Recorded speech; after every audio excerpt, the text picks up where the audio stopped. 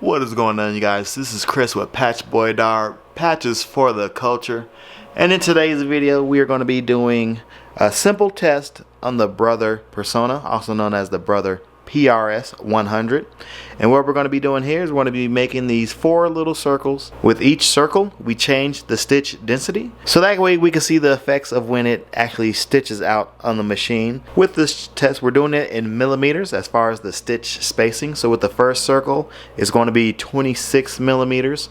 The orange circle is going to be 40 millimeters, and this is 0.40 millimeters, and our little green color is going to be 0.63 millimeters, and lastly our fuchsia pink one is going to be 1.14 millimeters. So I got a blue loaded up. I'm not going to actually use multiple different colors. I'm just going to use one blue, and I'm going to be embroidering onto 2 layers of cutaway stabilizer, white cutaway stabilizer. That way if there's any see-through of the stitches, we'll be able to see it easier as opposed to stitching it onto black fabric. Alright, so now without further delay, let's go ahead and lock the machine like so.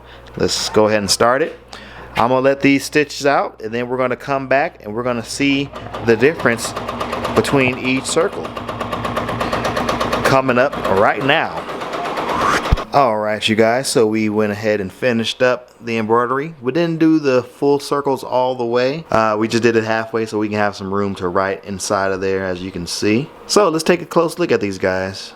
So here is the 0.26 millimeter spacing right here. We got the 0.40 millimeter spacing. We got the 0.63 millimeter spacing. And then lastly, we got the 1.14 millimeter spacing. So you can clearly see the difference in all of them. Yes, they are. It's the same color on each one.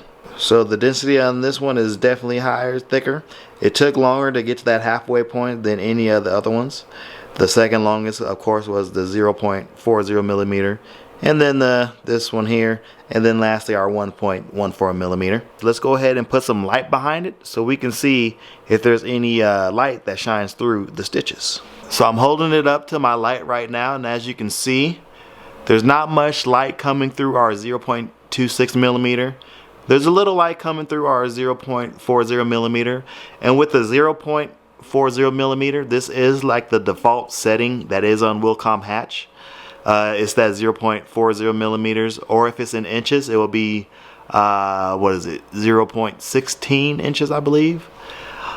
And if you look down here, you can see the light is coming through there, and of course the light is definitely coming through the 1.14 millimeter. With the purpose of this test right here, I want you guys at home to go ahead and practice with your embroidery machines and your digitizing software the different stitch spacings that you can do. And also with spacing your stitches out more, it could help with some cool shadow effects on some of your guys' embroidery projects.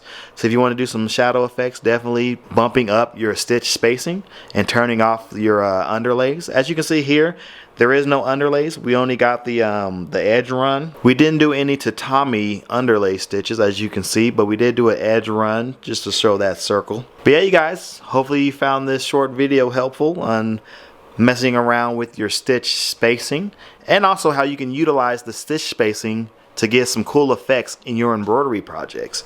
This has been Chris with Embroidery, patches for the culture. We're gonna get on out of here, and we're gonna keep on stitching. See ya on the next one.